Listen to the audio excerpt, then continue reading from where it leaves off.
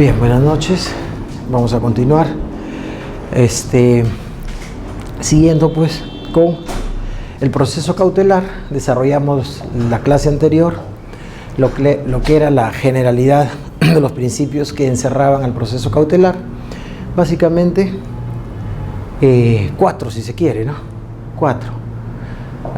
Para hacer un pequeño repaso.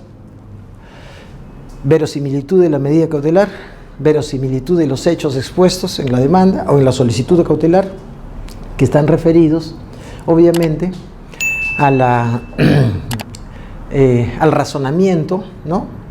A la apreciación que va a tener el juez de nuestra solicitud en función de dos cosas, ¿no? Primero, de la prueba aportada, y segundo, de la discrecionalidad del juez. En razón de la que viene el segundo presupuesto, el peligro en la demora o periculum in mora, la contracautela y la excepcionalidad de la medida, ¿no? Dicho esto, hay que tener presente que toda medida cautelar es provisional, es instrumental, es variable en el tiempo y no constituye cosa juzgada. Es decir, que se puede modificar durante el decurso del proceso de acuerdo a la naturaleza de la pretensión, ¿no? Hemos visto también, respecto de la medida cautelar, que ésta pues sirve como instrumento del proceso principal, que tiene sus propias reglas.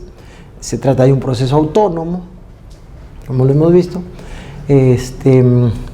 Se trata de medidas destinadas a asegurar el cumplimiento de la sentencia, ¿no?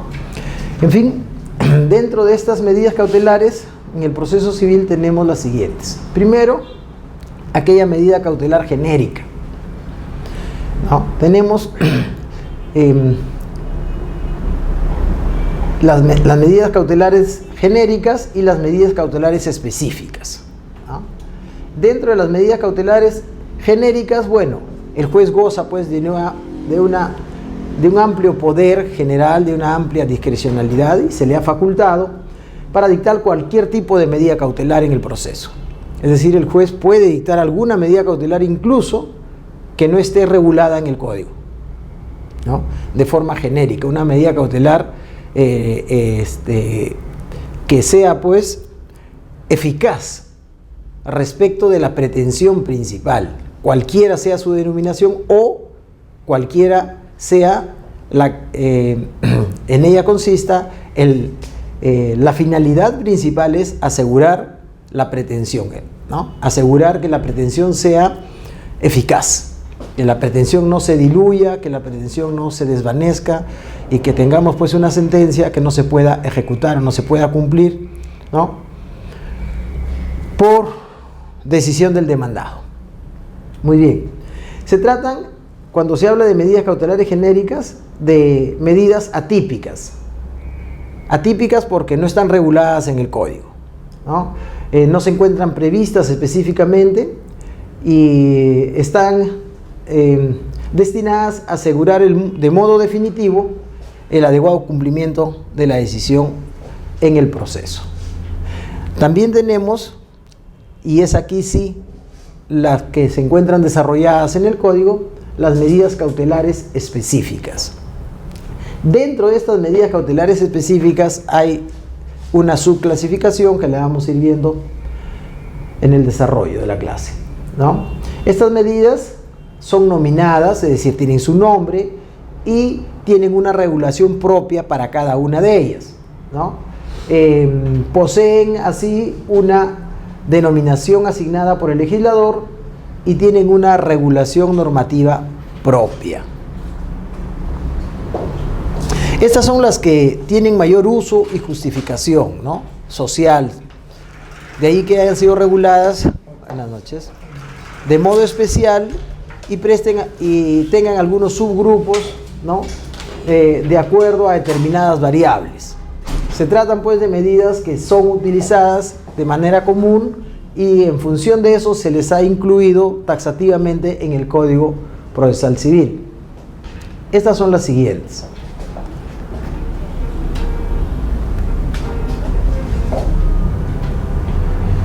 Primero, las medidas cautelares para una futura ejecución forzada.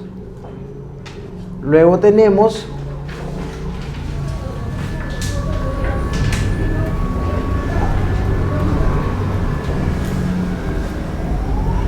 las medidas temporales sobre el fondo, que es la segunda clasificación. Luego vamos a ver las medidas innovativas, las medidas de no innovar, y una que no está regulada en el código, pero que de acuerdo a la doctrina y a la jurisprudencia nacional, ¿no? Algunos autores la consideran como la inhibición, ¿no? Que es una especial no regulada. Muy bien. Entonces, medidas para futura ejecución forzada. Estas medidas tienen por finalidad asegurar el resultado de la ejecución forzada, ¿no? A través de lo que se denomina el remate o la adjudicación. Asegurar el cumplimiento de la sentencia de la ejecución forzada. ¿Por qué? Porque concluido el proceso y obtenida una sentencia, ya sea consentida o ejecutoriada, el acto procesal siguiente va a ser el de correr traslado al demandado perdedor, ¿no es cierto? Si el demandante ha perdido, no hay nada que ejecutar. Hay que ejecutar, obviamente, una sentencia que ha sido amparada. Entonces, el demandado perdió y, en consecuencia, tiene que cumplir con la sentencia. Para ello, se expide el auto o la resolución del cumplimiento de lo ejecutoriado, ¿no? Cumplimiento de lo ejecutoriado, que significa que el demandado deba satisfacer la pretensión material. Es decir, si se demandó la obligación de dar suma de dinero, deba pagar. Si se demandó la posesión, debe entregar la posesión. Y así. Es decir, que el demandado tenga la oportunidad de cumplir con la sentencia. Para ello se le da un plazo, en todos los casos, de 3 días. Cumpla el demandado con lo ejecutoriado un plazo de 3 días. Obviamente, si cumple, no hay ejecución forzada, el demandado está simplemente satisfaciendo la pretensión dirigida contra él. Pero si el demandado no cumple, que es la mayoría de los casos, entonces vamos a tener lo que es la ejecución forzada, que se va a producir a través de 2 supuestos, del remate o de la adjudicación. Muy bien, si se trata de obligaciones de dar, por ejemplo, ¿no? Estas medidas para futura ejecución forzada, ¿no? Impiden que los bienes que van a ser sujetos a una futura ejecución puedan dispersarse o desaparecer del ámbito de disposición del demandado. Van a impedir que el demandado pueda disponerlos libremente a efectos de empobrecerse o de carecer de patrimonio para cumplir con la obligación demandada. Dentro de estas medidas vamos a tener, obviamente, un número claramente establecido en el código, como por ejemplo el embargo, el secuestro, la anotación de la demanda, la inhibición y la inhibición. Hasta allí. ¿Ya? Entonces tenemos cuatro clases, ¿no?, de medidas para futura ejecución forzada que pueden solicitarse en el proceso principal. ¿En qué consiste el embargo? El embargo es un acto jurídico procesal, obviamente, derivado de un proceso cautelar, que consiste en la inmovilización jurídica de un bien del deudor. Es decir, vamos a inmovilizar ese inmueble, ese bien, mueble, inmueble, ¿no?, a fin de que el acreedor pueda satisfacer su crédito, una vez que éste haya sido reconocido por la sentencia definitiva, obviamente.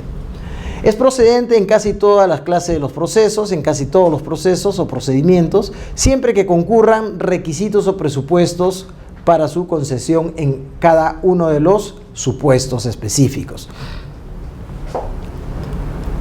Dentro de estas medidas tenemos, en primer lugar, al embargo en forma de depósito, el embargo en forma de retención, el embargo en forma de inscripción, el embargo en forma de intervención, y esta intervención a su vez puede ser en forma de intervención de información, de recaudación o intervención en administración.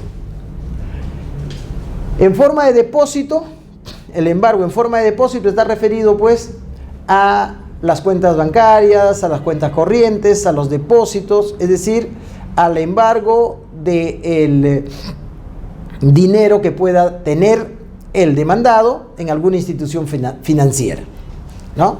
Se retiene el monto de tal suerte que forme una garantía de cumplimiento de la sentencia. Transcurrido el plazo de cumplimiento obligatorio del cúmplase el ejecutoriado, si éste no paga, no cumple, entonces el depósito se convierte en ejecución. Pasamos a la ejecución y extraemos el bien, si se quiere, el bien, el dinero con el que se va a hacer pago el demandante. Cuando hablamos del embargo en forma de retención, ¿no? Por efectos de esta medida cautelar, por ejemplo, se retiene algún tipo de pago a favor del demandado, ¿no? El embargo en forma de inscripción es una medida que va a afectar el bien a efectos de que se inscriba en los registros públicos, ¿no? Y se pueda utilizar el principio de publicidad respecto de la afectación de ese inmueble sobre la pretensión en la demanda, ¿no? Ya cuando hablamos del embargo en forma de intervención, estamos hablando pues de la posibilidad de que a través de una orden judicial se constituyan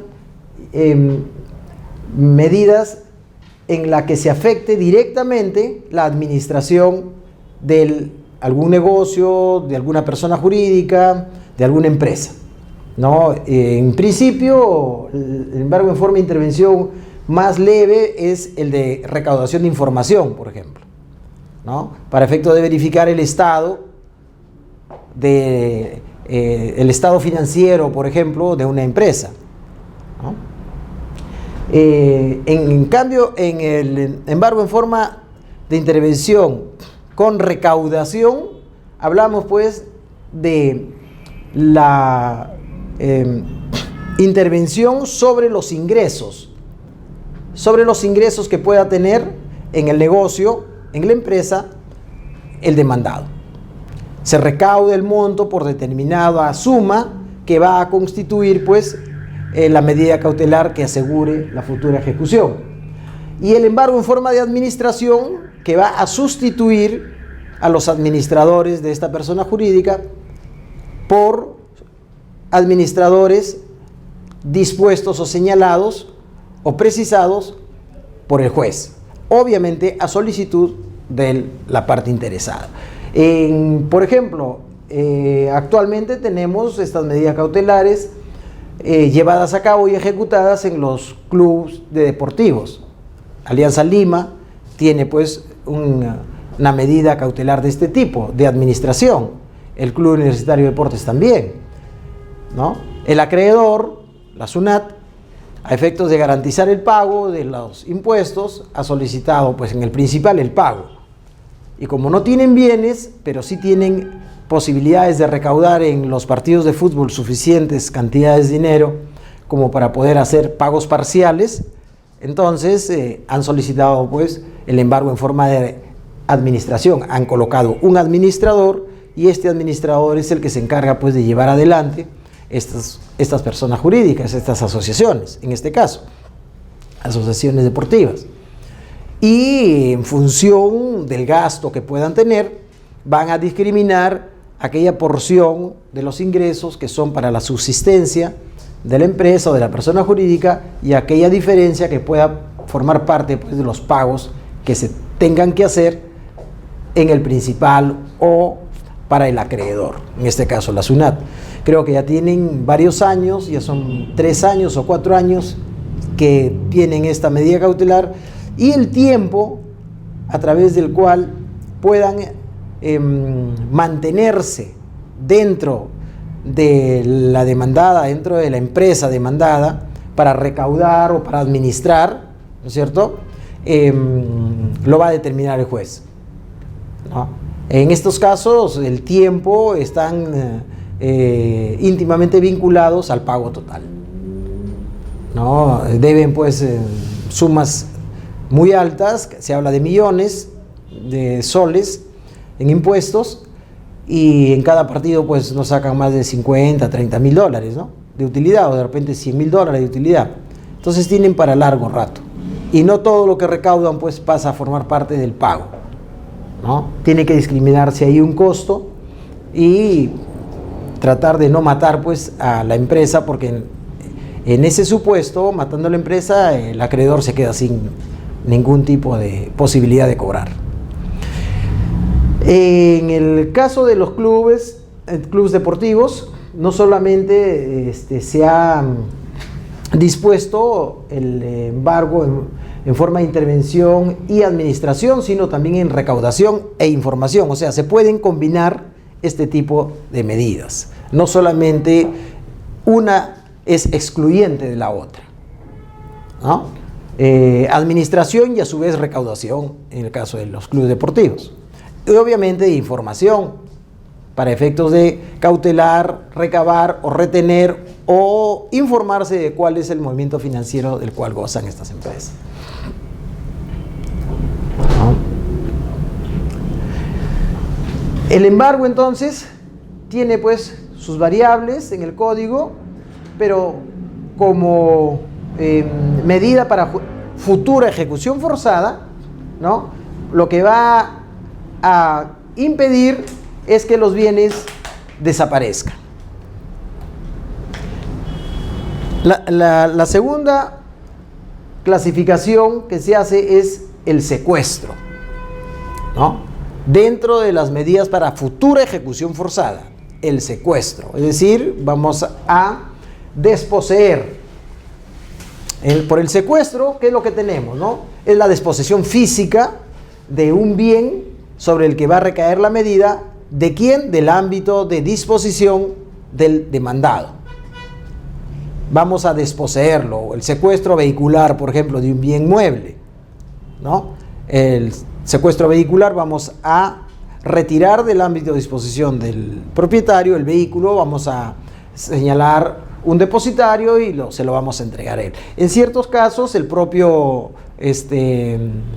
ejecutado con la medida cautelar puede ser el depositario, ¿no?, cuando se trate, por ejemplo, de bienes de uso laboral, ¿no? Entonces se realiza la ejecución de la medida cautelar, pero se le nombra como depositario a efectos de que continúe usufructuando del bien el demandado, pero ya tenemos una medida que va a limitar jurídicamente y físicamente la disposición de ese bien, porque por la medida cautelar el demandado no va a poder disponer de ese bien, porque se ha nombrado depositario.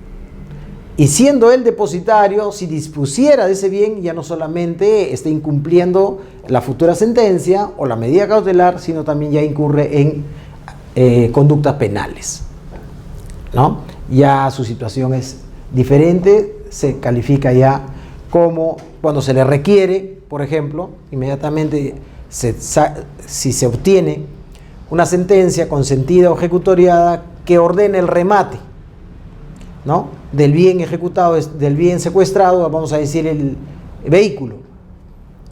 Se ordena el remate y el juez ordena que le entregue al adjudicatario, al que compró o al que se adjudicó el bien mueble, el vehículo, en un plazo de 24 horas y el depositario no lo entrega siendo el titular, entonces ya tenemos la constitución de una apropiación ilícita, ¿no? Ya estamos en un supuesto de apropiación ilícita, amén del delito de resistencia a la autoridad, ¿no? Ya tiene otra connotación penal, ¿no?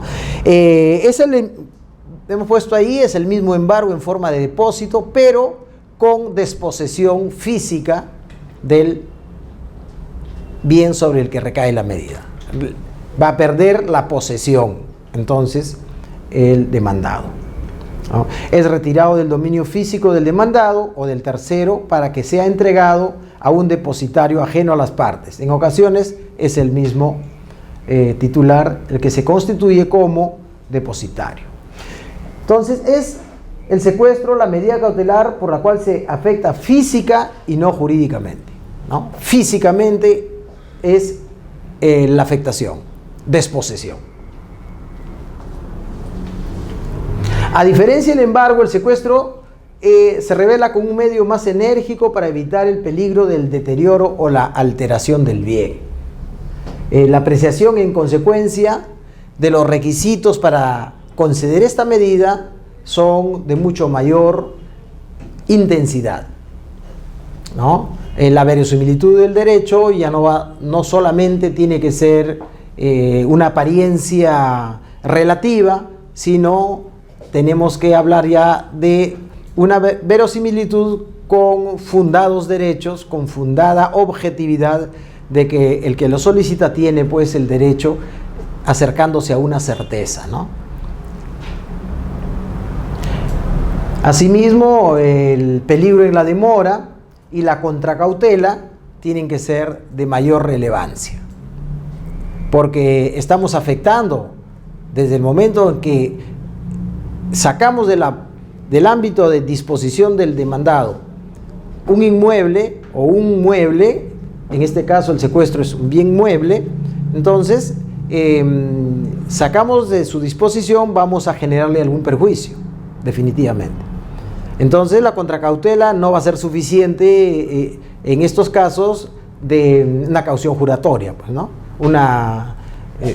Ahí la contracautela va a tener que materializarse en el otorgamiento de una cautela real o patrimonial, ¿no?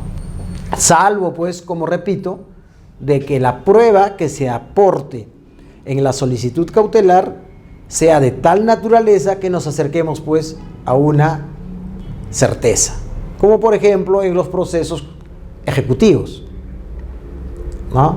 En los procesos ejecutivos, como lo vamos a ver más adelante, el derecho se va a constituir por el propio título ejecutivo, y el propio título ejecutivo con las formalidades de ley va a constituir el derecho mismo del ejecutante, ¿no? Se trata pues de títulos, valores, el cheque, la letra de cambio, ¿no? Cuyo origen, salvo los requisitos legales de su conformación, no van a ser discutidos en el proceso, ¿no? Entonces allí ya tenemos pues casi una certeza, ¿no? Casi una certeza, y obviamente una medida cautelar de secuestro va a proceder,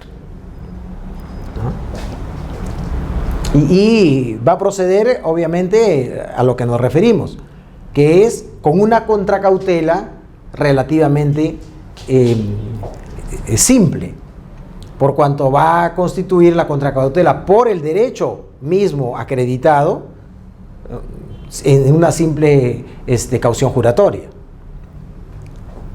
¿no?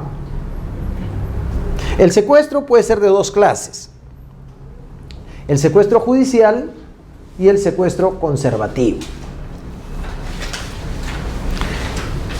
El secuestro judicial va a recaer también en una desposesión del bien que se pretende secuestrar, obviamente, ¿no? Pero va a recaer sobre el bien materia del proceso principal, materia de la pretensión. Por ejemplo, si se trata de una demanda de entrega de un vehículo, entonces la pretensión es la entrega del vehículo. Entonces, el secuestro judicial va a formar parte de o sea, esta pretensión, esta solicitud cautelar, lo que va es a garantizar la pretensión misma. Es decir, cuando se ejecuta esta medida, lo que se va a poner en cautela es el objeto mismo del conflicto, ¿no? Allí nos dice Carneluti, pues, que el secuestro judicial tiene por objeto el bien que constituye el objeto mismo de la litis, ¿no? Va a recaer sobre los bienes cuya posesión o propiedad se está controvirtiendo en el proceso principal. En cambio, el secuestro conservativo no recae sobre algún bien que se esté discutiendo en el proceso, sino en cualquier bien del deudor. ¿Por qué? Porque no se está discutiendo los bienes que se van a secuestrar. Se está discutiendo una obligación, por ejemplo, de pago, obligación de dar suma de dinero, pero se secuestra un bien diferente, ajeno, para poder garantizar la pretensión. El secuestro conservativo, en consecuencia, es, así como el judicial, son medidas para futura ejecución forzada. Claro, estamos dentro de ese acápite, junto con el embargo y la anotación de la demanda, que vamos a verlo seguidamente. El secuestro conservativo es una medida por la cual se provoca la desposesión física al afectado y luego el bien es entregado a un custodio, ¿no? Y por excepción al mismo titular. La regla general en el secuestro conservativo es que se ordena para asegurar la obligación de pago contenida en un título ejecutivo de naturaleza judicial o extrajudicial. De naturaleza extrajudicial, pues, pueden ser los títulos valores o la transacción, por ejemplo, ¿no? Puede ser concedida esta medida cautelar dentro del proceso o fuera del proceso. La anotación de la demanda.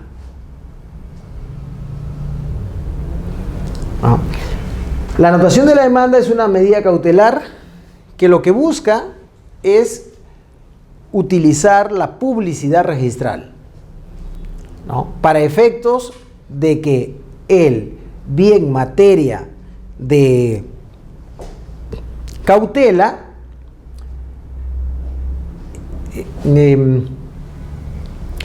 exhiba en el registro los problemas que tiene en un proceso judicial. Es decir, se aprovecha del principio de publicidad para que terceros ajenos al conflicto desarrollado en el proceso principal, para que los terceros puedan conocer, puedan enterarse que sobre ese bien existe discusiones sobre determinados derechos reales. ¿Esto para qué? ¿Con qué finalidad?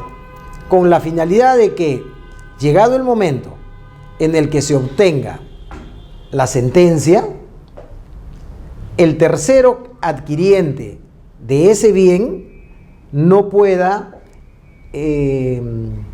esbozar, excusarse, no pueda oponer al demandante la condición de adquiriente, tercero adquiriente de buena fe, con lo que se protegería a través de lo que se denomina, pues, el tercero registral, ¿no? El tercero registral es aquel que adquiere un bien inscrito, primero, un bien inscrito, en la que en la partida no exista ningún tipo de publicidad respecto de alguna afectación, carga, a título oneroso y de buena fe, ¿no? Entonces, precisamente lo que se trata de afectar es la buena fe, porque conociendo de que el bien es materia de un proceso en el que se está discutiendo, obviamente no hay ninguna certeza de que el demandante vaya a ganar el proceso, pero lo que se le informa es, ojo, este inmueble tiene un proceso judicial en el que se está discutiendo tal derecho real. Puede ser la propiedad, puede ser la posesión, puede ser un usufructo, pero se está discutiendo un derecho real. Entonces, el que lo adquiere va a adquirirlo con esa carga. Y si en el proceso judicial se determina, por ejemplo, que la propiedad le pertenece al demandante, el tercero adquiriente, en este caso, conociendo la anotación de la demanda, deja de ser un tercero registral de buena fe para perder la prevalencia en los derechos que pueda tener sobre el inmueble. Entonces, está destinado básicamente a eso, a los terceros, ¿no? A efecto de conocer de qué se trata de un bien litigioso, ¿no?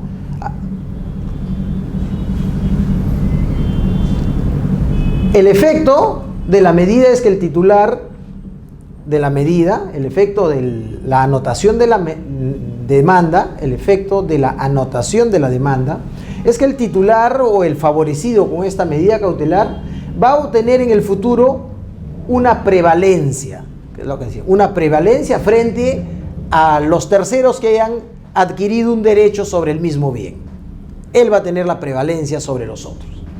Esta preferencia o prevalencia va a surtir efecto respecto de nuevos propietarios, así como respecto de todos los gravames originados con hipotecas o embargos trabados por obligaciones provenientes del vencido en el juicio. Es decir, en el proceso judicial en el que se ha otorgado la medida cautelar de anotación de demanda, a efectos de ejecutar la sentencia en su oportunidad, ¿no es cierto?, el juez puede, aparte de la anotación de la demanda, disponer pues el remate o el embargo, ¿no? Puede disponer el embargo de ese inmueble. Primero tenía anotación de demanda simplemente. Lo que se hace es la anotación de la demanda, pero ahí no está embargado el inmueble, solo hay una anotación de la demanda.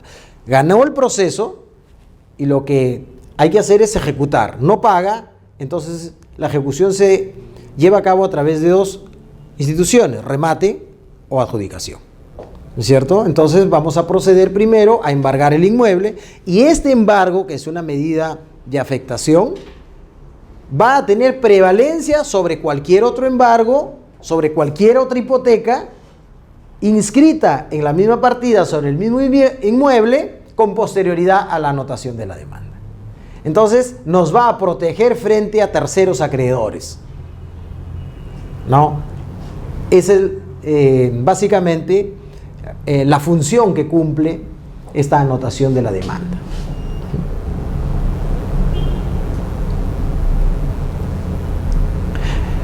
Se diferencia del embargo en forma de inscripción, diferente, que es la anotación de la demanda, ¿no? En cuanto a esta medida cautelar tiene por finalidad limitar la disponibilidad. ¿Qué medida? El embargo en forma de inscripción. Tenemos un embargo en forma de inscripción, embargo, ¿no? Y un tercero quiere adquirir el inmueble, lo puede adquirir porque no está prohibido la enajenación de un inmueble a pesar de que tenga afectación o carga. Pero a través del principio de res peri domini, la cosa se pierde para el propietario, ¿no? O de lo accesorio sigue a lo principal. Esta medida cautelar accesoria va a seguir a la propiedad. A donde vaya la propiedad va a seguir su afectación. No importa de quién sea el titular. Y la prevalencia la va a otorgar el tiempo, pues, en el registro, ¿no? El embargo en forma de inscripción, entonces, va a estar dirigido a ello, a que no se pueda trasladar la propiedad sin la afectación derivada de esta medida cautelar. No se prohíbe la transferencia, pero el que adquiere el bien asume la carga, ¿no? En cambio, la anotación de la demanda en los registros públicos, esta se constituye como una medida cautelar dirigida a inscribir un acto procesal. ¿Qué acto procesal se inscribe? La demanda, ¿no es cierto? Entonces, en un supuesto es el embargo en forma de inscripción y con lo que le estamos diciendo a los terceros, este inmueble, si no se paga la obligación principal va a ser rematado. Ya tenemos allí una certeza, ha sido afectado en embargo. En la anotación de la demanda lo que se le dice a los terceros no es este inmueble va a ser rematado, si es que no paga, no. En la anotación de la demanda lo que se le dice a los terceros es hay problemas en un proceso judicial con este inmueble. Y si usted adquiere, se somete a los vaivenes del proceso judicial o a los resultados del proceso judicial.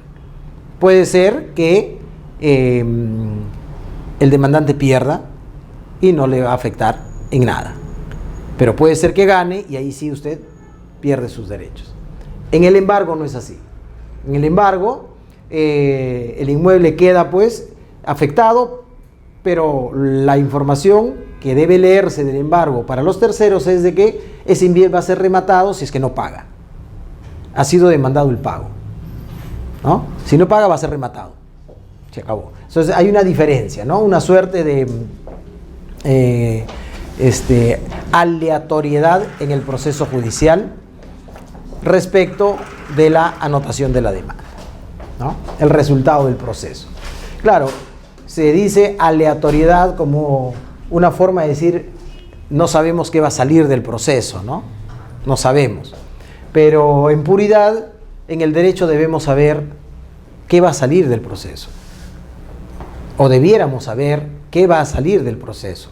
Antes de ingresar nosotros debiéramos saber con total seguridad que cumplidos ciertas formalidades en el derecho, tú vayas a tener en un proceso judicial una consecuencia jurídica, obviamente, es esperada, ¿no?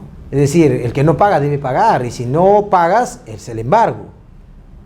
Entonces, acreditado el derecho del acreedor, entonces no debe haber duda en el resultado, ¿no? Eso es seguridad jurídica, ¿no? Al menos dentro de ese marco, la anotación de la demanda lo que te está diciendo pues es de que hay probabilidades de que tú no vayas a ser beneficiado en el concurso de prevalencia en el derecho en ese inmueble, ¿no? Muy bien. La diferencia con el embargo en forma de inscripción es que tiene por fin asegurar o preservar directamente la pretensión misma, haciendo uso de la publicidad registral que evite la invocación de buena fe por parte de un tercero. Claro, en la anotación de la demanda se está discutiendo el derecho mismo del inmueble. ¿Quién es el titular del derecho? En cambio, en el embargo en forma de inscripción se reconoce que el propietario es el demandado. No hay discusión ahí de quién es el dueño, porque si hubiera discusión no procedería, pues. Ahí hay total seguridad de que el demandado es el propietario y existe esa tal certeza que se embarga el bien del demandado. En la anotación de la demanda no sabemos de quién es, o es del demandado o es del demandante. No sabemos de quién es. Por eso la pretensión que se postula en la demanda, en el proceso principal, esa es la pretensión que va a inscribirse en el asiento registral respectivo de afectación del bien. Se pueden anotar demandas que versen, por ejemplo, sobre los siguientes procesos, ¿no? Sobre las siguientes pretensiones. Otorgamiento de escritura pública en proceso sumarísimo, ¿no? Prescripción adquisitiva de dominio en proceso abreviado. Nulidad de compraventa o acto jurídico en proceso de conocimiento. El mejor derecho de propiedad, ya sea en proceso de conocimiento abreviado. La petición de herencia y otros, ¿no? Por ejemplo, en el proceso de otorgamiento de escritura pública, lo que va a constituir la pretensión va a ser la formalización del contrato de compraventa. La formalización del contrato de compraventa, más allá de que se haya cancelado o no se haya cancelado el precio. salvo, obviamente, salvo que el contrato de compraventa o la transferencia de propiedad se haya sometido a alguna condición. ¿No? Adelante. Por ejemplo, el artículo 949 del Código Civil, ¿no? Nos dice pues que la transferencia de la propiedad inmueble se produce por la simple voluntad de enajenación, ¿no? El 949, si tienen Código Civil, para poder precisar eso, nos dice: la propiedad inmueble, la sola obligación, dice así, la sola obligación de enajenar un inmueble hace al acreedor propietario. Ahí no habla del contrato ab solemnitatem, ahí no habla de una minuta, de una escritura pública, ni de elevación de escritura pública. Ahí habla simple y llanamente de la teoría francesa del solus consensus obligat, que significa solo el acuerdo de voluntades obliga. Y entonces, de acuerdo al 949, obviamente de nuestro sistema civil, nos dice pues de que la propiedad inmueble se va a transferir por la sola obligación del vendedor a transferir la propiedad al comprador, ¿no? Entonces, esta obligación, distinto, como en algún momento creo que lo he dicho, distinto es la prueba de la obligación a enajenar. La prueba es otra cosa. De cómo lo pruebes y si la prueba va a surtir efectos en un radio de acción más cerrado o en un radio de acción total, ¿no? Que va a ser el erga omnes, ¿no? Oponible a todos los hombres, ¿no? Pero en ese supuesto, por ejemplo, obviamente aquí nos encontramos en lo que es el otorgamiento de escritura pública. Se va a poder requerir al vendedor que formalice el contrato de compraventa. ¿Y cómo lo va a formalizar? Firmando la escritura pública. ¿A partir de qué hecho? A partir de la prueba de que se obligó a transferirnos la propiedad. Eso es lo que habríamos que acreditar simplemente en este proceso. El demandado se obligó a transferirme la propiedad. Se obligó. ¿A cambio de qué? Bueno, a cambio de el pago de un precio, a cambio de que yo de que yo le entregue otro inmueble, a cambio de cualquier situación, ¿no es cierto? El pago del precio, ¿no? A cambio de una contraprestación, ¿no? Pero se obligó a la transferencia de la propiedad. Acreditada la obligación de transferir la propiedad, podemos solicitar el otorgamiento de escritura pública. Ahí, justo allí iba la excepción, porque en la parte final de ese artículo dice algo como salvo pacto distinto o disposición legal diferente, algo así dice. Salvo disposición legal diferente o pacto en contrario. Ahí, salvo disposición legal diferente o pacto en contrario, ¿no? ¿Y cuál sería el pacto en contrario? Que haga que la propiedad no se transfiera por la sola obligación de enajenarla. Obviamente, si sometemos, de acuerdo al Código Civil, si sometemos esa transferencia a una condición suspensiva en el tiempo, como por ejemplo el pacto de reserva de propiedad. Y el pacto de reserva de propiedad, ¿qué te dice? Que las partes pueden pactar la reserva de propiedad a favor del vendedor hasta que se cumpla determinada condición, como por ejemplo puede ser el pago total. Y entonces, si nos encontramos en esa situación en el que no se ha pagado totalmente y adicionalmente tenemos una condición suspensiva que nos dice pues del pacto de reserva de propiedad, no vamos a estar en las posibilidades de procedencia del otorgamiento de escritura pública. aunque exista divergencia en la resolución de algunos juzgados, pero ya la Corte Suprema en algunas sentencias está aclarando el asunto. Si existe un pacto de reserva de propiedad, no puede otorgarse la escritura pública. Aunque se diga que el otorgamiento de escritura pública no tiene que ver con el pago o con la contraprestación, correcto.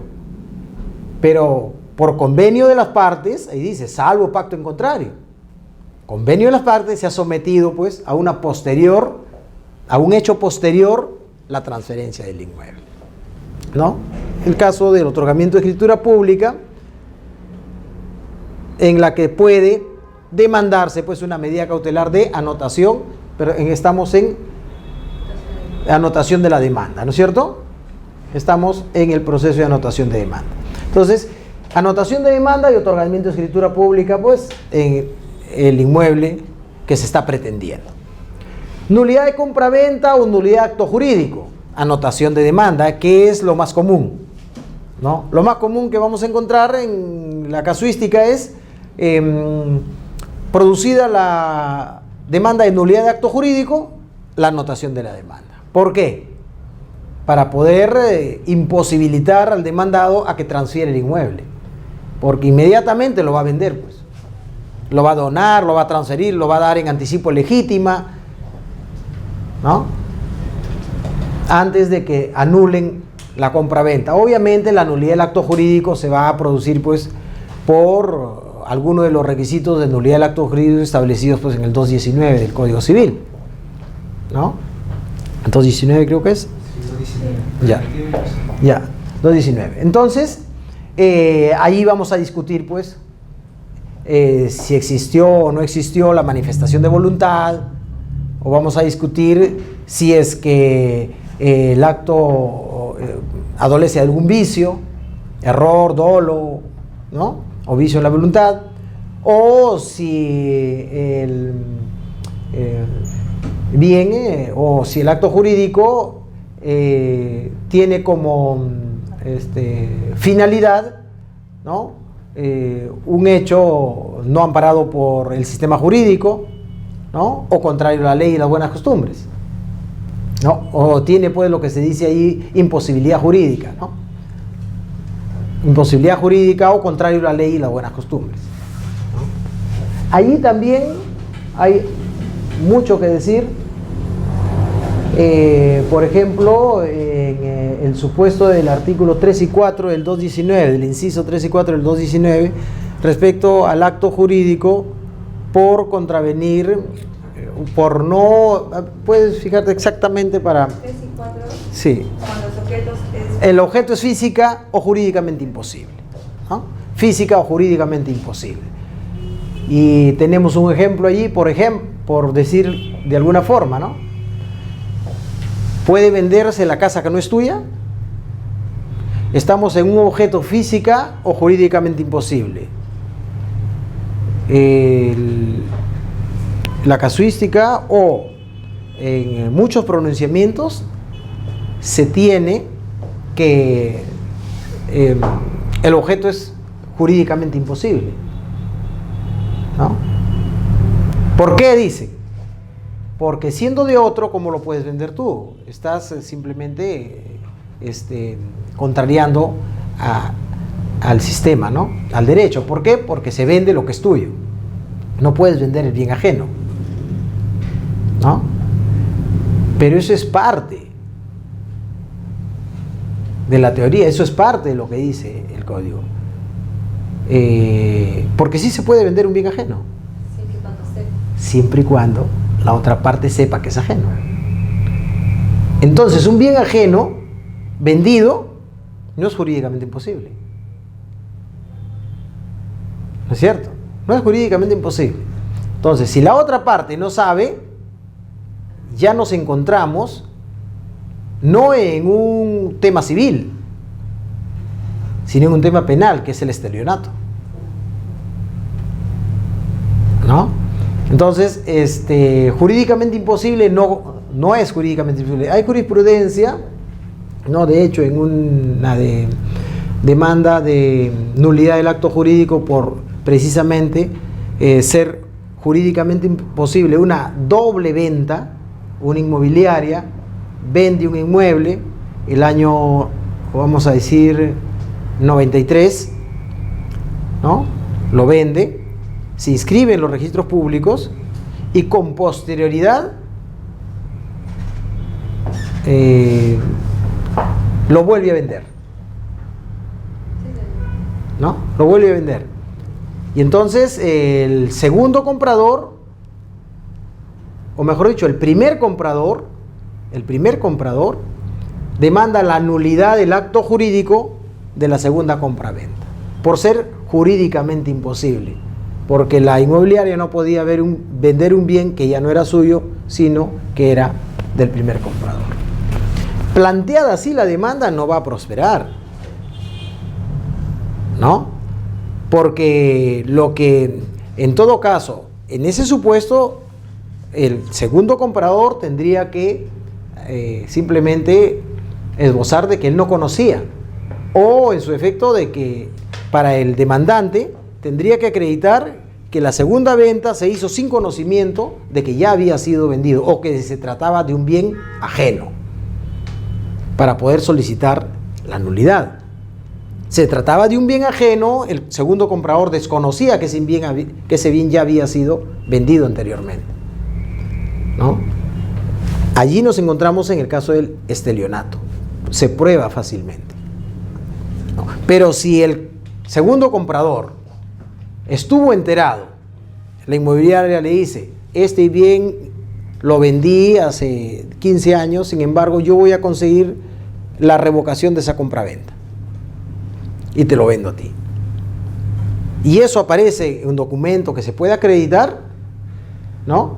Obviamente no es jurídicamente imposible. Entonces no se adecúa a esa causal, ¿no? Allí va a primar la oponibilidad en la adquisición de los derechos. Es decir, primero en el registro, primero en el derecho. ¿Quién escribió primero?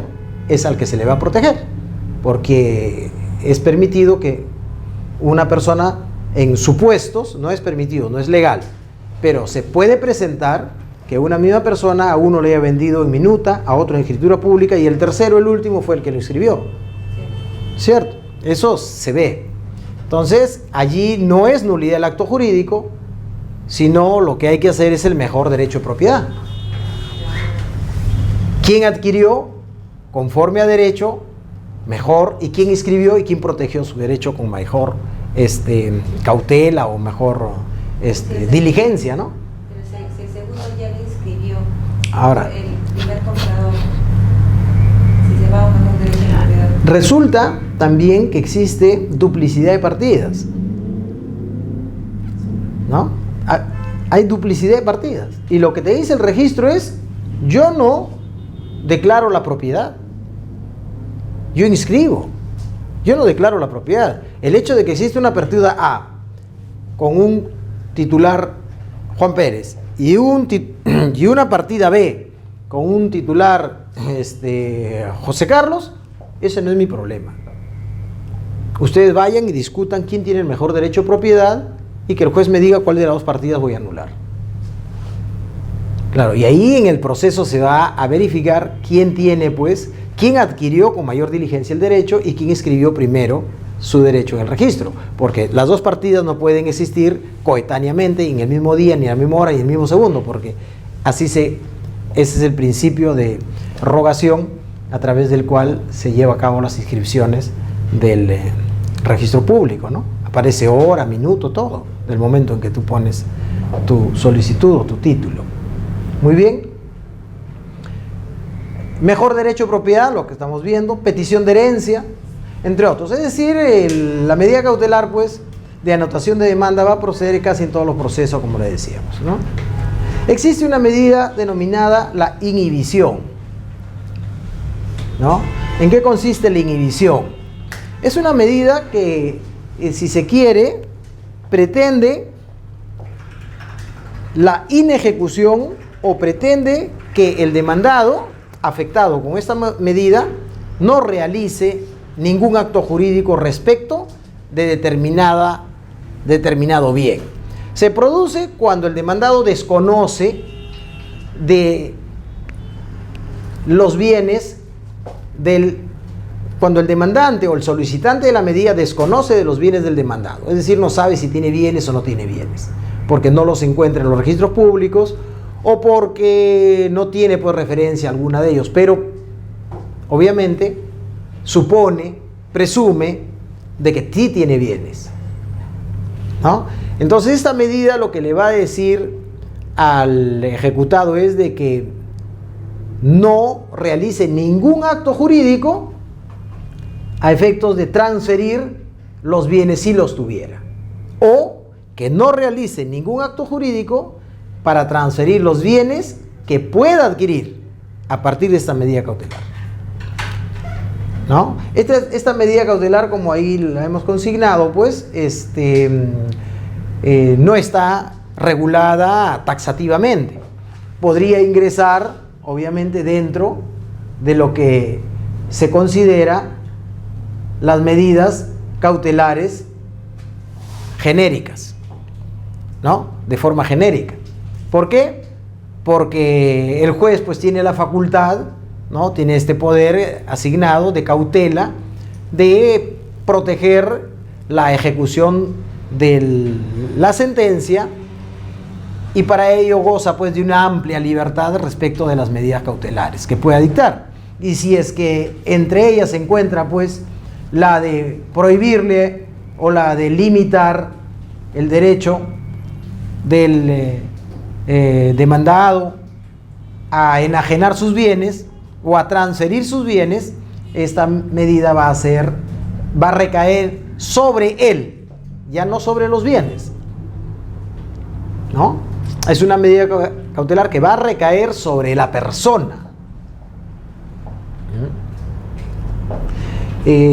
Como hemos consignado ahí, se trata pues de una especie de interdicción civil. No es una interdicción civil, ¿no? Se asemeja a una interdicción respecto de la transferencia de los bienes que tenga o pueda tener, ¿no?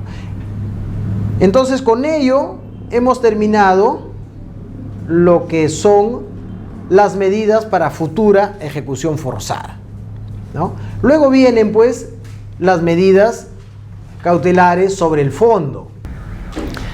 Entonces, tenemos las medidas temporales sobre el fondo. ¿A qué están referidas? Se dicen que son medidas cautelares sobre el fondo porque ya no van a afectar bienes ajenos al proceso principal, sino van a afectar la pretensión misma. Es decir, se van a ejecutar como medidas anticipadas o autosatisfactivas, ¿no? En estas se anticipan exactamente lo que va a ser el pronunciamiento final del proceso principal, ¿no? Tenemos aquí una jurisprudencia que nos habla de lo que consiste esta medida temporal sobre el fondo y nos dice pues que es la ejecución anticipada de lo que el juzgador va a decidir en la sentencia en su integridad o solo en aspectos sustanciales, y se va a producir pues por la necesidad impostergable de lo que se pide o por la firmeza del fundamento de su acción o prueba que se aporta. Entonces, lo que tenemos es pues una sentencia anticipada en la práctica, ¿no? En la demanda propone, por ejemplo, una pensión de alimentos, ¿no? Y la medida cautelar de ejecución anticipada de la pensión de alimentos te va a dar los alimentos, que es parte de la sentencia. Te va a adelantar los efectos de la sentencia. ¿Pero por qué te los va a adelantar? Por la prueba aportada al proceso. Definitivamente porque existe acreditado el entroncamiento familiar y obviamente la medida anticipada de alimentos solo procede en determinados casos, ¿no? Determinados casos, como por ejemplo la prueba de la acreditación del vínculo familiar, ¿no? Y adicionalmente que lo pidan pues los padres o los ascendientes, nada más. No va a proceder si lo piden los terceros, solo si lo piden determinadas personas directamente. Entonces, Hablamos pues de un adelantamiento ya de la sentencia. Si bien es cierto, se constituye como medida cautelar instrumental del proceso principal, no una medida autosatisfactiva que vendría a ser cosa juzgada definitivamente y que no se va a variar. En el caso de los alimentos, va a discutirse en el principal ya el monto, ya no el derecho mismo de los alimentos, si tiene o no tiene derecho a alimentos. Eso es un adelanto, porque precisamente se trata pues de medidas sobre el fondo. Sí tiene el derecho, pero en vez de decirlo allá, lo digo acá.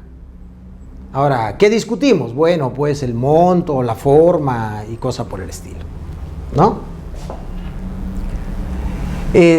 Carruitero nos dice pues que se trata de la ejecución anticipada cuando procede en casos específicos y de manera excepcional. Constituye una medida extraordinaria, autorizada por ley obviamente. Solo procede cuando se presentan casos debidamente justificados, ¿no?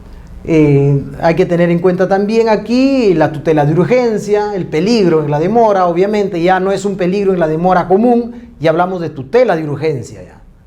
Los alimentos, por ejemplo, tutela de urgencia, interés superior del niño, ¿no? Ya tenemos otros presupuestos que hay que evaluar, ¿no? Y en la que el juez va a tener que ameritar si acredita, si se presentan pues estos presupuestos adicionales para decretar una de estas medidas. Es importante aquí destacar el elemento constitutivo, ¿no?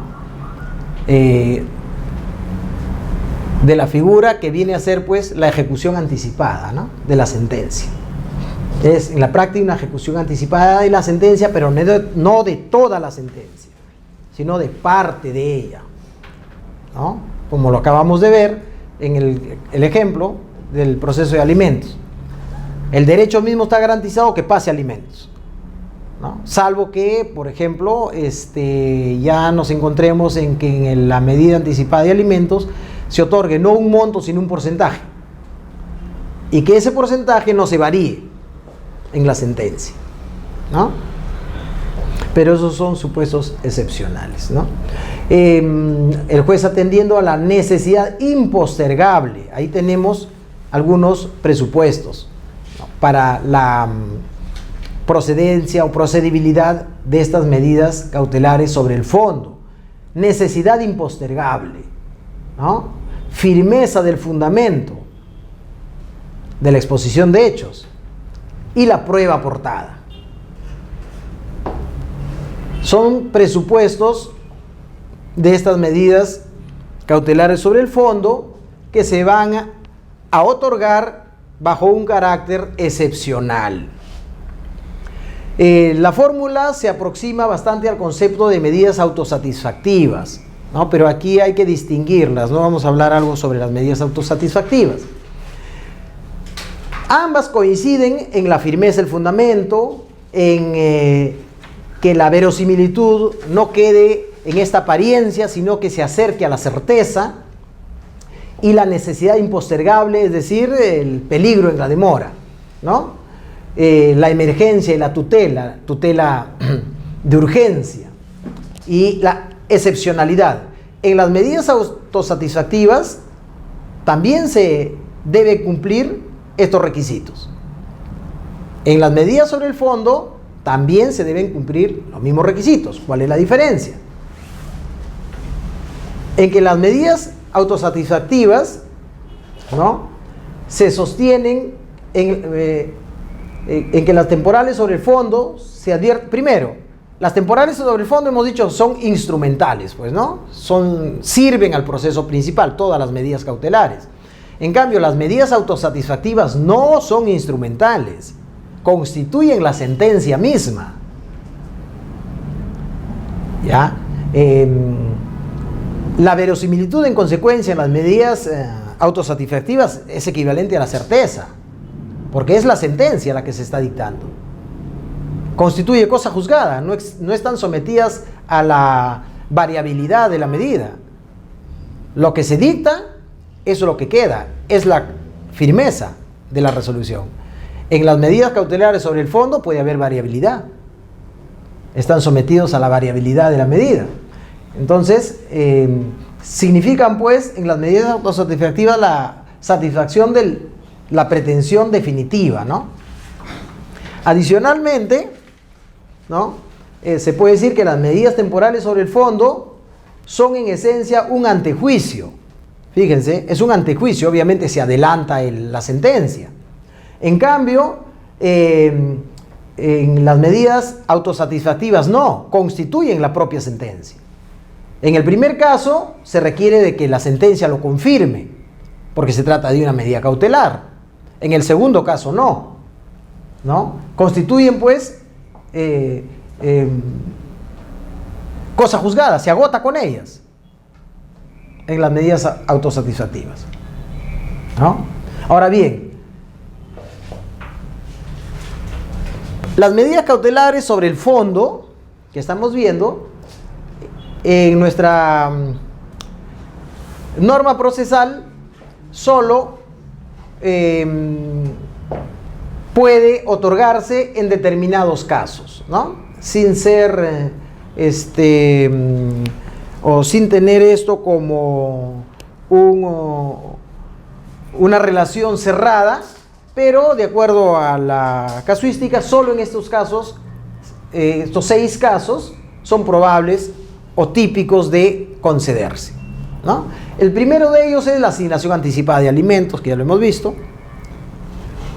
los asuntos de familia en general, administración de bienes, desalojo, separación e interdicto de recobrar. Por ejemplo, en el caso del desalojo, ¿no? Si tenemos una medida cautelar que la solicitamos conjuntamente con la demanda de desalojo, por ejemplo, para ser ejecutada si es que el demandado no cumple, en ese momento el juez va a pronunciarse sobre la sentencia, sobre el fondo. Claro, que se ejecute o no es otro tema, pero se trata de una medida cautelar que se va a dictar al inicio del proceso y en el que el juez se va a pronunciar sobre el fondo. Si corresponde o no que a partir de determinada fecha el demandado desaloje el inmueble, ¿no? Es un pronunciamiento de fondo en consecuencia. Lo mismo en el interdicto de recobrar, ¿no? En una medida cautelar de interdicto de recobrar te van a entregar la posesión. Es una medida cautelar que procede en el interdicto de recobrar. Te van a entregar la posesión. Y la posesión era precisamente la pretensión, ¿no? En los asuntos de familia en general podemos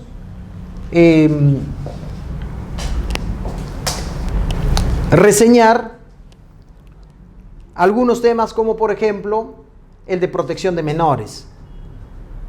Demandas la protección de un menor y solicitas una medida cautelar. El fondo va a constituir la medida cautelar. O la de la herencia, ¿no? Protección de la herencia de un menor de edad, a efectos de que el padre no pueda, pues se trata, por ejemplo, de un padre cuya interdicción se está solicitando por pródigo, ¿no? Se trata de una persona que es pródiga, que tiene un hijo y puede disponer de sus bienes dejando en la orfandad patrimonial al hijo. Allí hay un derecho a la expectativa de la herencia, ¿no? Entonces se puede protección del menor respecto de su derecho de herencia. O en su defecto derecho de herencia, menor de edad, pero que está a cargo de un tercero, de un curador procesal o de algún tercero, ¿no? Puede haber la copropiedad, por ejemplo, ¿no? Y un copropietario puede ser el menor de edad. La mamá, por ejemplo, ¿no? El padre fallece, deja un inmueble a su nombre, casado con un hijo de 8 años. La administración lo va a tener la mamá, ¿no es cierto? Entonces es posible que se solicite, pues, la protección de los bienes del menor a través de una medida cautelar sobre el fondo, Las medidas innovativas, ¿no? Las medidas innovativas son aquellas medidas cautelares que tienen un carácter excepcional, es decir, no se van a conceder en todos los casos. Carácter excepcional que va a alterar el estado de hecho o de derecho que se tiene al momento de o antes de su otorgamiento. Conservar, dice, va a alterar. Vamos a alterar, vamos a modificar, vamos a cambiar el estado de hecho o de derecho que se tiene antes de la expedición de la medida cautelar, ¿no? A través de una medida cautelar innovativa, por ejemplo, si se quiere pedir, en el caso que caso más simple, es el de la reposición, ¿no? Antes del otorgamiento de esta medida cautelar, el demandante se encuentra fuera del trabajo, no está trabajando. Entonces ahí tenemos un estado de hecho. No está trabajando, está fuera del centro laboral, ha sido despedido arbitrariamente, ¿no? Y lo que solicita es la reposición en el trabajo, ya sea por nulidad del despido, o despido incausado, o despido arbitrario, ¿no? Despido incausado o despido arbitrario, propiamente dicho. O fraudulento, arbitrario, fraudulento o nulidad, que son las tres modalidades que existen, ¿no? Entonces, excluido de su centro laboral, no le permiten ingresar, se encuentra en ese estado de hecho y la medida cautelar que se va a buscar no va a ser para futura ejecución forzada, tampoco sobre el fondo. Ahí tenemos una medida cautelar innovativa porque vamos a buscar alterar el estado de hecho que se tiene antes de su otorgamiento hasta que se otorgue o se expida la sentencia, ¿no? Expedida la sentencia, se va a confirmar o vamos a deshacer lo hecho. Obviamente, para el caso de la reposición, va a tener que acreditarse el derecho del demandante más allá de una simple verosimilitud. ¿Por qué? Porque en este supuesto, el demandante repuesto en el trabajo va a percibir una remuneración. Una remuneración que no solamente va a significar pues un monto de dinero que constituye o que es necesario para su supervivencia de él y de su familia, sino que declarada, infundada la demanda, no se va a poder devolver. O si se va a devolver, va a haber muchas dificultades para devolverse, ¿no? Entonces, la certeza o la verosimilitud en grado mayor de la prueba que adjunte el demandante va a ser una exigencia cardinal, pues, ¿no? Va a ser una exigencia fundamental para el juez. No te va a dar la reposición si es que no acreditas fehacientemente, no digamos que con calidad de certeza, pero que no acreditas o no lo convences o no lo persuades de que tienes el derecho, pues, ¿no? Obviamente, adicional a ello, hay que acreditar pues, el peligro y la demora. En ese supuesto, la sola demora presume, pues como dice Jorge Avendaño, ¿no? Se presume pues de que el proceso deba causar un peligro en la demora, ¿no? Y que esta demora te puede producir pues un daño irreparable, ¿no? Eso está descontado. Pero en las medidas innovativas, entonces, lo que se va a buscar es cambiar el estado de hecho o de derecho, ¿no? En el que se encuentra el solicitante antes de la medida cautelar, modificarla. Muy bien, se distingue por ser más excepcional que la de prohibición de innovar, porque se adelanta obviamente los efectos de la sentencia, ¿no? Como si la misma hubiera sido fundada. Para su otorgamiento, salvo excepciones, no es suficiente pues la contracautela, ¿no? La contracautela de naturaleza personal no es suficiente. Hay que ofrecer una contracautela de naturaleza patrimonial, ¿no? Una fianza, un inmueble, a juicio del juez, ¿no? Que pueda ser aprobada. Salvo excepciones como el caso pues de la reposición, ¿no? Eso es diferente, ¿no? para garantizar el resarcimiento de los posibles daños que pudiera ocasionar esta medida, ¿no? Además de los presupuestos señalados en el artículo 611, que son, aquí existe un requisito adicional. Los presupuestos para expedir toda medida cautelar: verosimilitud, peligro, contracautela, ¿no es cierto? Pero adicionalmente a esos 3 requisitos, lo que se va a exigir es que exista una irreparabilidad del perjuicio que se pueda ocasionar, ¿no? Que existe una irreparabilidad. Es decir, hay que demostrarle al juez que si no se otorga hoy, con posterioridad va a ser inútil, porque el agravio, el perjuicio, va a ser irreparable. Se perdió la vida, se perdió la salud, o se perdió el inmueble. O sea, por ejemplo, se consumó el agravio al honor, se consumió el agravio a la buena reputación, ¿no? Por ejemplo, el caso de Gisela Valcárcel, que lo vamos a ver. Medida de no innovar, a efectos de que se mantenga un estado, medida de no innovar a efectos de que se mantenga un estado en el que se encontraba el libro, la ceñito, por salir a publicación, para que no salga a la publicación, ¿no? O medida de innovar, ¿no? A efectos de que se cambie la situación de hecho que ya estaba en ciernes, ¿no? Vamos a analizarla poco a poco para ver cómo, a pesar de que se otorgó la medida cautelar solicitada como medida cautelar innovativa, ¿no es cierto?, no reunía los requisitos para esa medida, sino para otras, en congruencia con ella también. O sea, porque las medidas cautelares no solamente son excluyentes entre ellas, ¿no? Se puede conceder una con otra. Muy bien. Entonces, además de los requisitos del 611, es necesario que se acredite la irreparabilidad del perjuicio.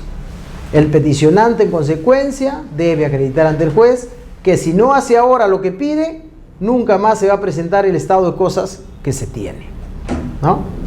El estado de cosas que se tiene en la actualidad.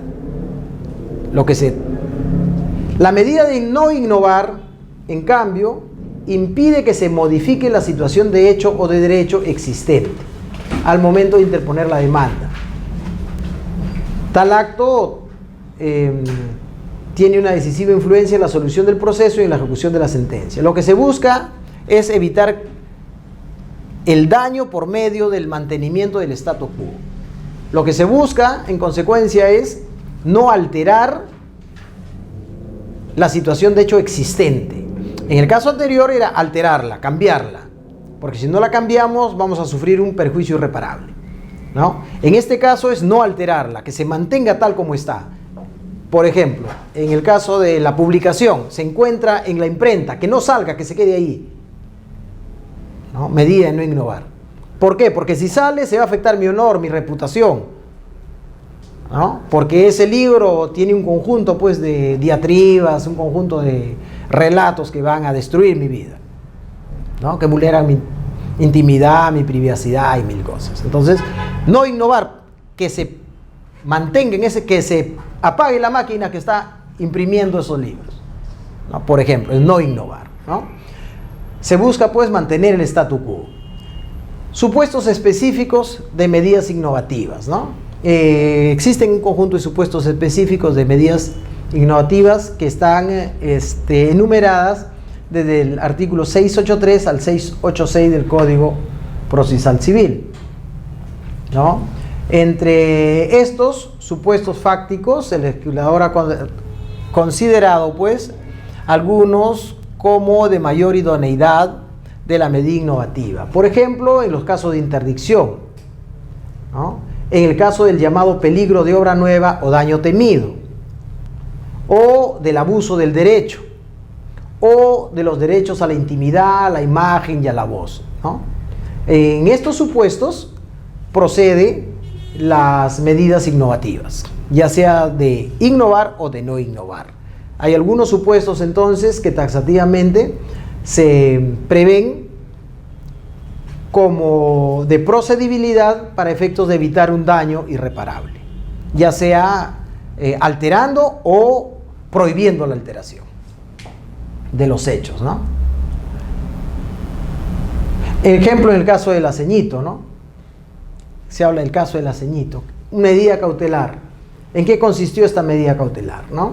El 23 de febrero del 99, la ceñito conocida y de nombre Sonia Mercedes Gisela Valcárcel Álvarez, ¿no?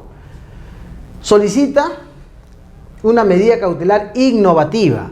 Fíjense, una medida cautelar innovativa.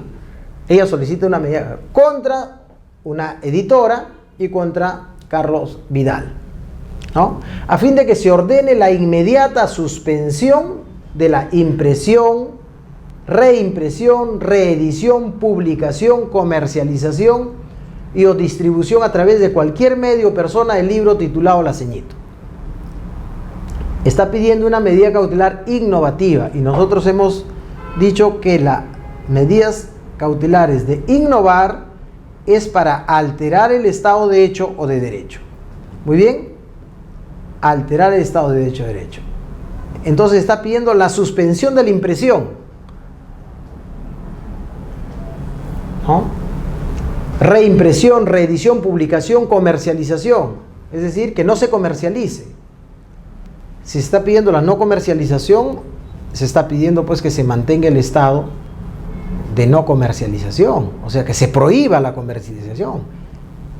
Entonces, estamos hablando pues de que el libro estaba pues, como se dice, en fábrica, ¿no?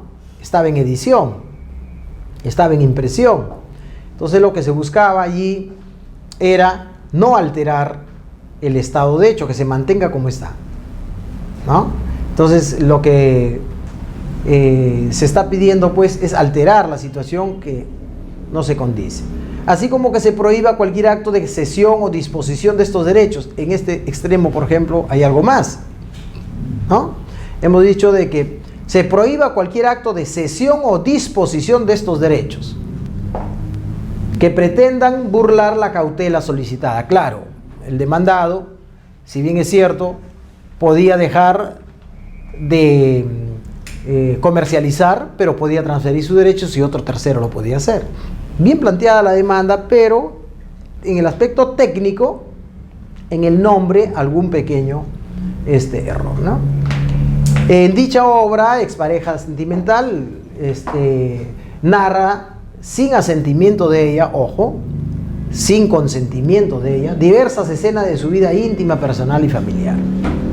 Entonces, el estado de hecho a la presentación de la demanda cautelar, ¿cuál era el estado de hecho, ¿no? Y por ende, la demanda principal planteada el 9 de marzo era el de la próxima impresión del segundo volumen de la obra. Ese era el estado de hecho. O sea, ¿cuáles eran los hechos? Que se iba a imprimir la segunda edición. Ese era el estado de hecho, ¿no? Ya que la medida cautelar se solicitó precisamente luego de haberse editado, impreso y publicado, porque se publicó la primera edición, ¿no? Y se comercializó el primer volumen. Gracias a la comercialización se conoció lo que tenía el contenido de ese libro, ¿cierto? Y se preparaban pues para una segunda edición. Muy bien. El juez concede la medida y textualmente ordena, ¿no? Dispone la orden a la editora y a Carlos Vidal y a cualquier empresa, fíjense, y a cualquier empresa, entidad o persona, la inmediata suspensión de la impresión, reimpresión, reedición, publicación, comercialización y o distribución a través de cualquier medio, entidad o persona de la totalidad o parte del libro titulado La Ceñito. Ampara, acepta la medida cautelar, pero la acepta como medida innovativa, ¿no? No solamente ello, también prohíbe a la editora San Borja y a Carlos Alberto Vidal La realización de cualquier cesión de derechos. Estamos aquí en el supuesto de la inhibición, ¿no? Facultad del juez, producto de las medidas cautelares de forma genérica, ¿no? Entonces ahí, cuando se le solicita al juez que prohíba la cesión de derechos, tenemos pues de que existe una medida cautelar atípica. Medida cautelar atípica, no consignada, pero adicionalmente que solo busca, ¿no?, asegurar del modo más adecuado a la sentencia, ¿no? Buscaba solamente eso. Entonces hablamos de una medida cautelar genérica, atípica, basada fundamentalmente en la facultad del juez de del poder que tiene de cautelar pues la eficacia de su sentencia futura, ¿no?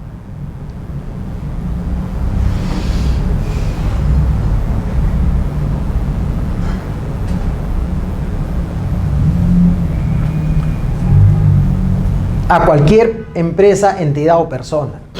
Entonces, tenemos allí dos medidas de inhibición y otra, una medida cautelar genérica.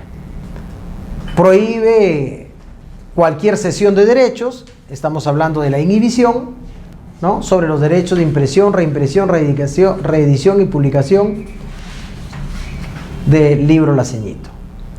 Muy bien, esta resolución es apelada, ¿no? Luego de haberse ejecutado, tienes la posibilidad de apelarla, ¿no?, o de oponerte a la medida. Lo primero es oponerte, y si te rechazan la oposición, puedes apelar. Muy bien. Se apeló y lo vio la Sala Civil de Procesos Abreviados y de Conocimiento en 1999. Claro, dicho sea de paso, aquí se habla pues de un contexto de descubrimiento en la motivación de esa resolución. Y en ese contexto de descubrimiento hemos visto pues los Vladivideos, ¿no? Y en uno de ellos aparece pues la Ceñita conversando con o el pedido de algún directivo del canal, parece que es la Ceñito conversando con el DOC respecto de su proceso judicial, de este proceso judicial, ¿no? Esa medida cautelar innovativa pues de forma tan genérica y que haya implicado obviamente, ¿no?, esta suerte de inhibición para efectos de inclusive suspender los derechos de poder transferir los derechos sobre este libro, no las consigues así nomás pues, ¿no? Definitivamente había que conseguirla. Por eso se dice, ¿no?, la motivación no la vamos a encontrar en la resolución. La motivación la encontramos en el contexto de descubrimiento. Cuando hablamos de motivación tenemos dos contextos: el contexto de descubrimiento, que es la explicación, y el contexto de justificación, que es el razonamiento, que es la argumentación, que es el derecho mismo, ¿no es cierto? Entonces, dentro de esta resolución vamos a encontrar un conjunto de errores porque no se va a justificar adecuadamente, pero sí vamos a encontrar una motivación justificada en el contexto de descubrimiento, porque si no aparece el Vladivideo no supiéramos nada, ¿no? Cómo así se logró de sábado para domingo, porque así fue, de sábado para domingo, la expedición de una medida cautelar innovativa. Y en esos tiempos, pues, medidas cautelares innovativas de no innovar no se concedían a nadie, pues. Ahora ya, pues, se concede a todo el mundo, innovar, no innovar, porque estamos en un Estado de Derecho, los jueces tienen libertad, pero anteriormente era imposible. Una cosa difícil, muy difícil. Muy bien. Entonces, la Sala Civil de Procesos Abreviados y de Conocimiento confirma la medida en todos sus extremos, ¿no? Y estando la situación de hecho descrita respecto al punto A, la medida innovativa solo correspondía ser ordenada frente a la comercialización y distribución por cuanto el primer volumen del libro se encontraba en tales fases, ¿no? Entonces, ya analizando respecto de la procedibilidad de la medida cautelar solicitada, la medida cautelar innovativa solo procedía respecto de lo que se estaba, la situación de hecho, ¿no? Se estaba comercializando y distribuyendo, porque había que innovar, había que alterar esa relación. Entonces, se estaba vendiendo, eso era el estado de hecho, ¿no? Y si tú querías que se detenga ese estado de hecho, había que alterarlo, había que modificarlo. Entonces, respecto de esa comercialización, obviamente sí procedía la medida innovativa, porque había que cambiar para que no se comercialice. Perfecto. Sin embargo, respecto de lo que se refería a la impresión, estaban imprimiendo recién, ¿no? La reimpresión, la reedición y la publicación eran hechos que todavía no se habían producido, ¿no? Se debía de dictar una medida de no innovar, es decir, de que no se cambie el estado de hecho al momento de que se dictó la resolución. El domingo nadie trabaja y estaba pendiente de resolución que no se edite, que no se reedite, que no se imprima. Entonces, allí lo que procedía era una medida cautelar de no innovar, ¿no? Por otro lado, asimismo, ¿no? De no innovar a fin de paralizar la reproducción del primer volumen y evitar la producción del segundo. Evitar que se produzca el segundo tomo, la segunda edición, ¿no? En cambio, sobre el punto B, fíjense, el punto B de la sentencia, de la resolución, estaba referido a la prohibición de cualquier cesión de derechos, cesión de posición contractual, ¿no? O cualquier acto de disposición. Estaba referido a eso, o sea, a una medida de inhibición personal. Se supone que ese libro lo hizo Carlos Vidal, ¿no? Él era el titular del derecho. Y si Carlos Vidal era el titular del derecho, obviamente él podía disponer de ese derecho. Y si nosotros queríamos suspender, prohibir la cesión de ese derecho, fíjense, ¿no? Tendríamos que haber obtenido una medida cautelar de inhibición que recae exclusivamente sobre la persona, ¿no? Claro, en este caso hablábamos cuando se desconozca la existencia de bienes concretos, pero esta inhibición va a recaer exclusivamente sobre la persona y no sobre sus bienes, y que va a estar en congruencia con la medida cautelar genérica. Más allá de los casos típicos y regulados por el código, el juez puede otorgarte cualquier medida. Fíjense que en esta medida no se conocía, se conoce de acuerdo a la naturaleza de la pretensión, porque se argumenta y se fundamenta bien en el sentido de que, si bien es cierto, a través de la medida cautelar innovativa y de no innovar, vamos a lograr, primero, que no se siga vendiendo, y segundo, que no se siga produciendo por el demandado o los demandados, con posibilidad, ¿no? Con mucha probabilidad, ya no hablamos de posibilidad, con una alta probabilidad, el demandado va a poder vender esos derechos a los que no se le va a poder extender la medida cautelar ni la sentencia. ¿Va a sacarle la vuelta a la sentencia o va a sacarle la vuelta a la medida cautelar? Entonces, había que cerrar esa posibilidad, esa probabilidad de que Carlos Vidal, ¿no?, que a toda costa quería pues publicarlo y hacerse famoso con su libro, trasladar esos derechos y que salga a la comercialización ese libro, ya sea no con esta imprenta, sino con cualquier otra. Entonces,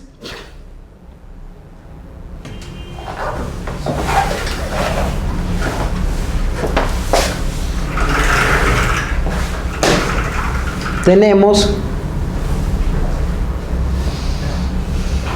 que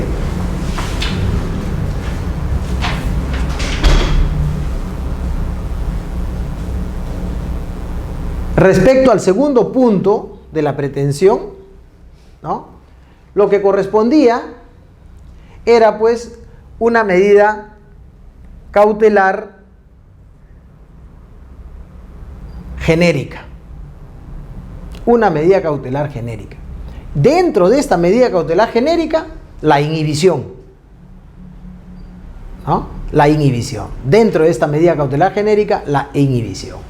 Inhibición, obviamente que solamente lo iba a afectar a la persona. ¿Para qué? Para que no ceda sus derechos, no transfiera, ni siquiera Carlos Vidal, sino también la editora, porque también a la editora se le prohíbe transferir, ceder, todo tipo de derechos, ¿no? Se prohíbe el ejercicio de derechos no controvertidos en el proceso principal.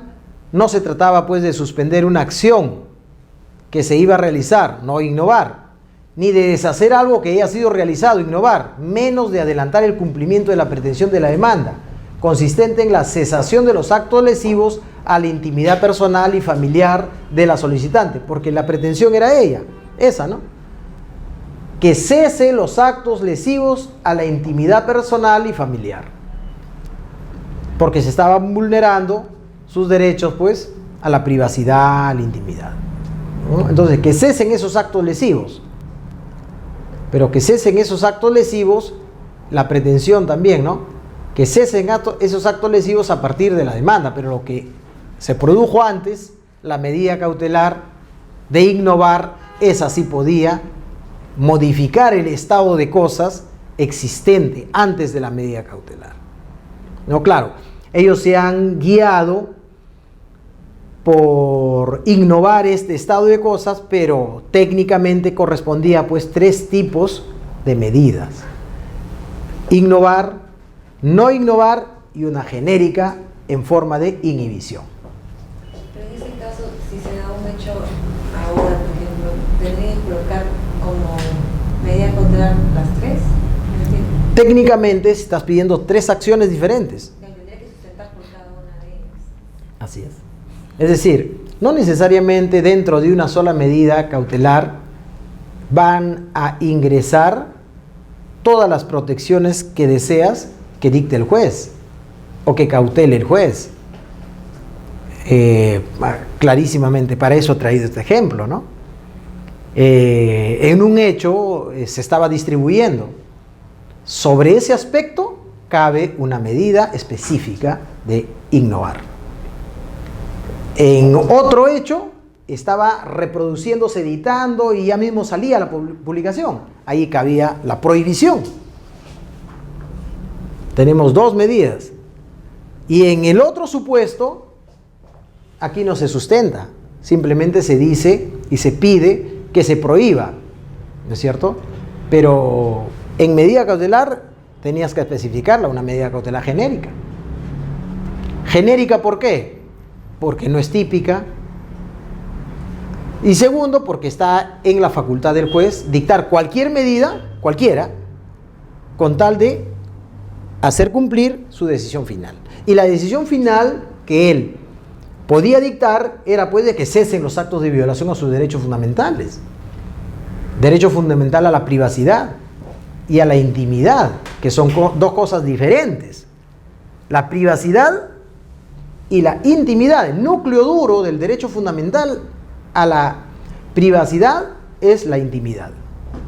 Cualquier intervención en el derecho a la privacidad puede tener alguna justificación y excepción siempre que no toque el núcleo duro del derecho a la intimidad. En derechos fundamentales existe, ¿no?, todo derecho fundamental tiene un contenido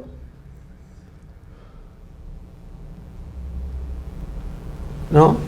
Fundamental, un contenido inviolable, tiene un contenido sustantivo, un contenido adicional y un contenido accidental. Entonces, se puede intervenir este primer nivel. Tienen 3 niveles. Por excepción, se puede intervenir este nivel, siempre y cuando el grado de intervención en el derecho sea de menor gravedad que el grado de protección en el derecho que tú quieres favorecer, ¿no? En un tema de ponderación, por ejemplo, ¿no? Un tema de ponderación, se quiere proteger el derecho a la información pública de un funcionario como el excontralor de la República. Y entonces encontramos una grabación, intervención, derecho, tenemos 2, ponderar, derecho a la información y derecho a la privacidad de las comunicaciones. Ambos son derechos fundamentales. Entonces hay que ponderar.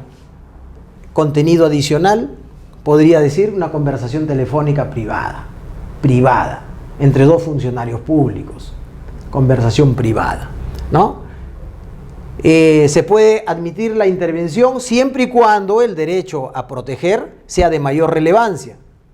Derecho a proteger anticorrupción, derecho a proteger el adecuado uso de las facultades de los funcionarios, derecho a proteger la corrección en el ejercicio de los cargos y finalmente pues el conocimiento del público respecto de cómo se está desarrollando el ejercicio del poder, ¿no? Entonces, obviamente se permite, pero en el primer nivel se llama el núcleo duro.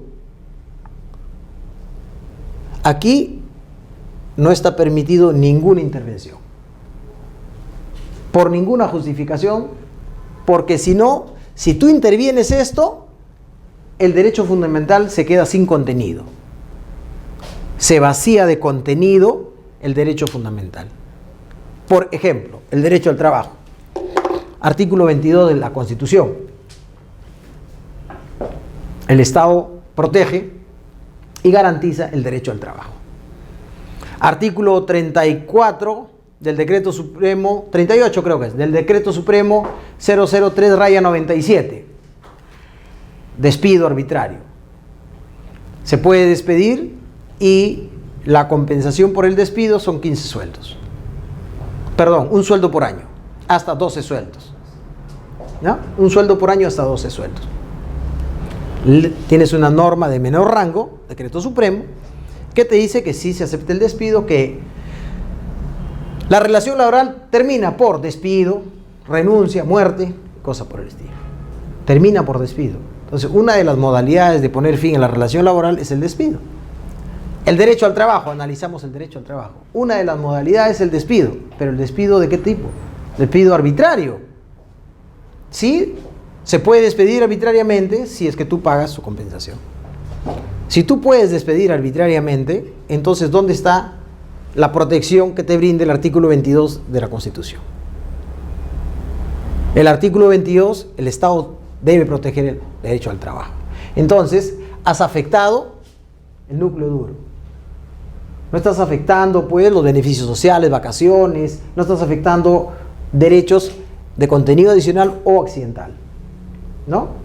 Estás afectando el núcleo duro del derecho fundamental y, en consecuencia, ha desaparecido el derecho al trabajo o a la permanencia en el trabajo. Siendo así, sentencia telefónica, Tribunal Constitucional, inconstitucional ese artículo 34, creo que es 34, inconstitucional, porque vacía de contenido el derecho al trabajo. No puede existir un despido sin causa. Dice el tribunal, motiva, ¿cuál es la causa? ¿No? O tampoco puede existir un despido fraudulento en que tú le inventes la causa, ¿no? Entonces, ni que le inventes la causa, ni que sea sin causa. Porque en el caso de Telefónica, simplemente usted está despedido y ya no va a trabajar. ¿No? Ahí. ¿Por qué? No tienes causa. O el otro, el despido arbitrario, que también es incausado, no te dejan ingresar y usted no trabaja acá.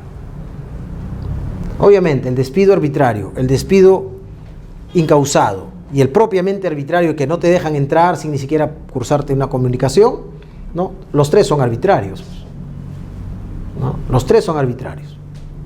Arbitrario es aquella decisión que solo se fundamenta en la prerrogativa y discrecionalidad del que lo expide, sin ninguna justificación, ¿no? A eso se llama arbitrariedad.